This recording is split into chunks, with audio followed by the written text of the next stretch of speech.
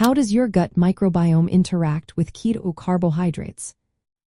Imagine your gut as a bustling city filled with tiny residents called microbes.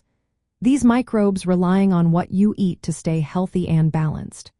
When you switch to a ketogenic diet, which is very low in carbohydrates, it changes the food supply for these tiny residents. On a keto diet, you cut back on high-carb foods like bread, pasta, rice, and sugary snacks. These foods are rich in fermentable fibers and sugars that many good bacteria love to eat. When these foods are limited, the bacteria that depend on them, like bifidobacterium and some firmicutes, become less active. These bacteria produce short-chain fatty acids such as butyrate and acetate, which are essential for keeping your colon healthy and reducing inflammation. Without enough carbs, studies show these beneficial bacteria decrease, and so does the production of these helpful fatty acids. But it's not just about carbs. When your body enters ketosis, it produces ketone bodies like beta-hydroxybutyrate, acetoacetate, and acetone. These ketone bodies can influence your gut bacteria independently of carbohydrate intake. They seem to encourage the growth of bacteria like Akkermansia muciniphila and lactobacillus, which are linked to better gut barrier function and anti-inflammatory effects. At the same time, some bacteria that promote inflammation, such as desulfovibrio, tend to decrease. So, the metabolic state you're in on a keto diet can shift your microbial community in ways that might support health, even if some beneficial bacteria dependent on carbs are reduced.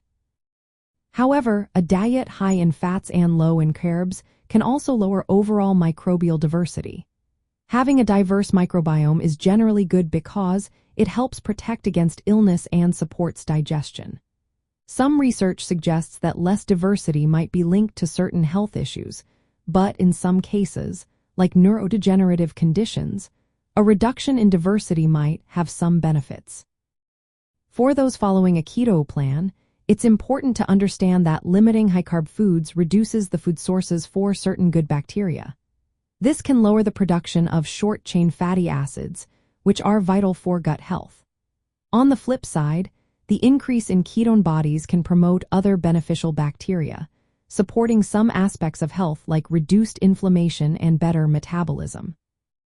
To keep your gut happy on keto, focus on low-carb vegetables like leafy greens, broccoli, and cauliflower.